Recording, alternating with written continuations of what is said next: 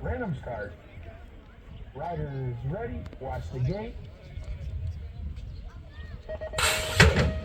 Riders ready v očike Adam Oravec.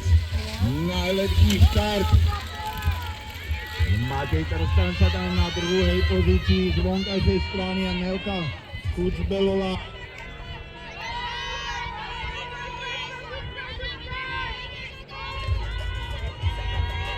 Takže stále máme tu na porade Adam Oravec, Matej Trstan na 522, Nela Kucbelová, Lukáš Tolovský, BMX Viktor na druhom mieste, BMX Rača na prvom mieste, prejazd ešte poslednou zákrutou do cieľa.